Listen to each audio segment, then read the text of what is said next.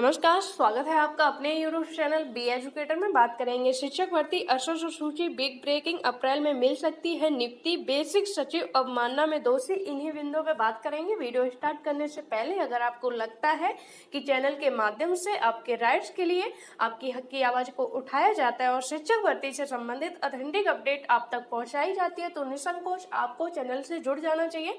Time waste ना करते हुए हम इन पे बात करेंगे। सबसे पहले हम बात करेंगे 1800 सूची को लेके। सभी को ज्ञात है इसकी बहुप्रतीक्षित जो हियरिंग थी वो कल आपकी देखने को मिली। काफी सारी चीजें जो है क्लियर हुई, लेकिन कहीं ना कहीं एक निराशाजनक रहा कि जहां तक उम्मीद थी कि कल इस केस को फाइनल कर दिया जाएगा, हो सकता है कुछ पर, लेकिन ऐसा कुछ नहीं हुआ। नेक्स्ट डेट जो है इसकी दे दी गई है, लेकिन अभी तक इसका जो है ऑर्डर नहीं आया। संभावित है कि इसकी डेट जो है 2 डेट संभावित बताई जा रही है, एक तो 25 अप्रैल और दूसरी डेट आपकी 31 मार्च।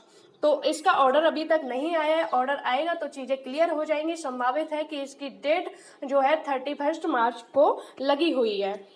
इसकी हियरिंग होने के पश्चात जो इससे संबंधित कैंडिडेट हैं, जो लड़ रहे हैं इसके लिए, अभ्यर्थी हैं, उनके द्वारा विधायक से मिलके इस मामले का जो है पुनः संज्ञान एक ज्ञापन दिया गया। प्रेषित लिखित तौर पर एक ज्ञापन विधायक के जो है जरिए मुख्यमंत्री जी को प्रेषित कर दिया गया है, जिसमें 25 तारीख को जो है आपकी शपथ समारोह होगा। उसके पश्चात आपकी तुरंत कैबिनेट मीटिंग होगी, उसमें इस मुद्दे को शामिल किया जाएगा और इस पर जल्द से जल्द जो है न्याय की मांग की गई है। लिखित तौर पर ये मामला आपका मुख्यमंत्री जी को फिर से प्रेषित कर दिया गया है। जो कैंडिडेट इससे संबंधित है उनके द्वारा ये जो है लिखित तौर पर ज्ञापन दिया गया है। सेवा में श्रीमान मुख्यमंत्री महोदय, माननीय योगी महाराज जी, उत्तर प्रदेश सरकार महोदय, निवेदन है कि आप महोदय जी के बेसिक शिक्षा विभाग को दिशा निर्देश द्वारा 69,000 शिक्षक भर्ती उत्तर प्रदेश में 5 जनवरी 2022 को पिछड़ी व अनुसूचित जाति के 1800 अभ्यर्थियों की चयन सूची निर्गत की गई थी, लेकिन अभी तक उक्त अभ्यर्थियों को नियुक्ति प्रदान नहीं की गई है। अतः महोदय जी आपसे हाथ जोड़कर विनम्र निवेदन है कि पुनः बेसिक शिक्षा विभाग को दिशा निर्देशित करते हुए उक्त 1800 अभ्यर्थियों को नियुक्ति प्रदान करने की कृपा करते हुए 1800 परिवारों के घरों को रोशन करने की कृपा करें।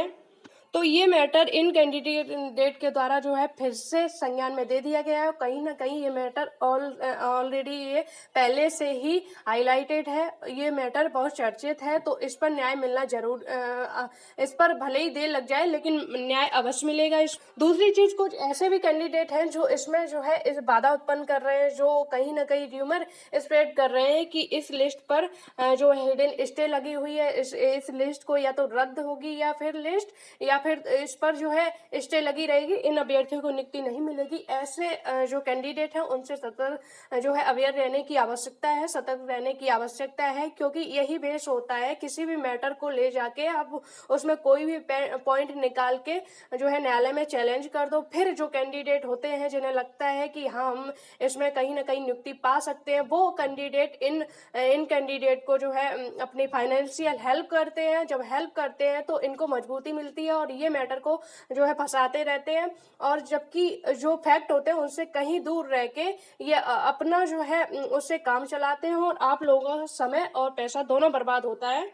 दूसरी चीज ये भी है कि कुछ कैंडिडेट कह रहे हैं कि जो अतिरिक्त पद है 69,000 शिक्षक भर्ती से जो 1800 अतिरिक्त पद दिए जा रहे हैं वो कहीं ना कहीं अवैध है। इन अभ्यर्थियों को ये पद नहीं मिलने चाहिए। तो एक चीज आपको सोचनी चाहिए कि जो 69,000 में संवैधानिक नियमों का उल्लंघन हुआ है, मतलब आरक्षण का जो उल्लंघन हुआ है, गलती हुई, उसी को सुधारने के लिए इन अभ्यर्थियों को नियुक्ति दी जा रही है। अब आप पॉइंट रखते हो कि इसमें भी आरक्षण नियम लगना चाहिए, तो कहीं ना कहीं वो पॉइंट गलत है। अगर आप चाहते हो, क्योंकि ये कोई नई भर्ती नहीं है, ये उस गलती को सुधारने के लिए पद दिए गए हैं जो कहीं ना कहीं इन कैंडिडेट को मिलने चाहिए थे।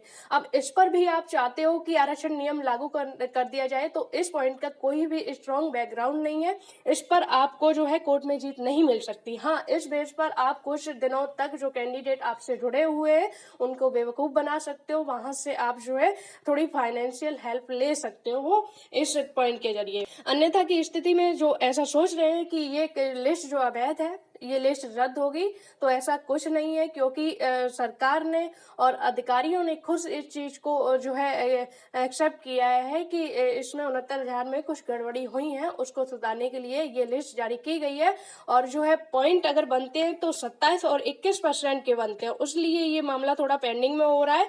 6800 जो कैंडिडेट हैं उनके लिए कहीं इस बेस पर जो है चिंतित होने की आवश्यकता नहीं है कि उनको नियुक्ति मिलेगी नहीं मिलेगी। भविष्य में इनको नियुक्ति जो है अवश्य मिलेगी, भले ही देर हो जाए। दूसरी चीज की ये चीज बोली जा रही है कि इस लिस्ट पे जो है स्टे लग गई है, तो स्टे किसी भी प्रकार की नहीं है। कुछ इंस्ट्रक्शन मांगे गए हैं कि आप अगर इन अभ्यर्थियों को नियुक्ति दोगे तो किस प्रकार दोगे और बीच का रास्ता कैसे निकालोगे, तो वो सारी चीजें जो है सरकार और अधिकारियों के उसमें हो सकता है कि जो है अभी तक आचार संहिता लगी हुई थी, उससे पहले अभी तक जो है शिक्षा मंत्री का पद जो है किसी ने ग्रहण नहीं किया, अभी तक शपथ पत्र नहीं हुआ है, इस वजह से मामला इसके बाद अगर मंत्रिमंडल का गठन होगा, उसके बाद जो है ये मामला फिर से संज्ञान में जाएगा, तो हो सकता है कि ये मामला जल्द से जल्द निस्तारित किया जाए, क्योंकि मुख्यमंत्री जी के द्वारा पहले से ही इन अभ्यर्थियों को नियुक्ति देने के आदेश दे दिए गए हैं। दूसरी चीज की कोर्ट में इस मैटर पे किसी भी प्रकार की कोई स्टे नहीं लगी है, सरकार चाहे तो इनको नियुक्ति दे सकती है। अब बात करेंगे अप्रैल में मिल सकती है नियुक्ति, तो पहली जो आपकी कल की डेट लगी हुई थी उसकी नेक्स्ट हियरिंग क्लियर नहीं है, 31 मार्च है या 25 अप्रैल है, तो इसका ऑर्डर आएगा तो काफी सारी चीजें और क्लियर होंगी। दूसरी चीज कि मंत्रिमंडल जब गठन हो जाएगा तो और भी आसानी होगी कि आप मिलके मंत्रियों से, विधायक से अपना मैटर जल्द से जल्द सॉल्व करवा पाओगे और संभवतः आपको जो है अप्रैल में इस पर नियुक्ति मिल जाए। अब बात करेंगे बेसिक सचिव अवमानना में दोषी, तो मामला जो है बेसिक शिक्षा विभाग का है, जिसमें एक मैटर में 3 बार जो है अवमानना याचिका दाखिल की गई, उसके पश्चात भी उस ऑर्डर को फॉलो नहीं किया गया, तो बेसिक शिक्षा में जो सचिव है उनको अवमानना नोटिस का जो है नोटिस जारी किया है, दोषी करार दिया गया।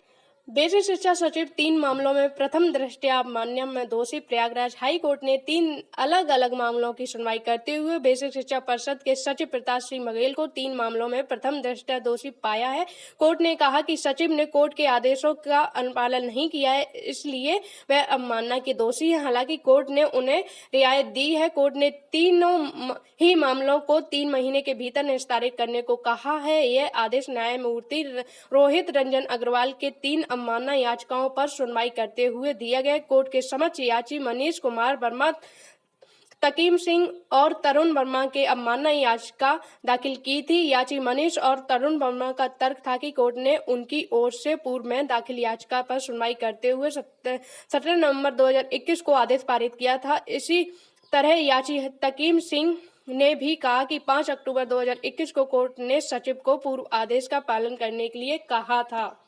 मतलब अवमानना याचिका का जो है दोषी होने के पश्चात भी रियायत दे दी जाती है, तो कहीं ना कहीं ये इन मामले को बढ़ावा देता है। जो कोर्ट से लंबित मामले होते हैं उनका जो है समय निस्तारित नहीं किया जाता है। जब इस तरह से अधिकारियों को छूट दी जाएगी और रियायत दी जाएगी तो कहीं ना कहीं ये मामले पेंडिंग में ही पड़े रहेंगे। जिस तरह से अधिकारियों को छूट मिल जाती है, वहीं जो पिटिशनर होते हैं उनके लिए भी कुछ ना कुछ होना चाहिए, वो नहीं होता है।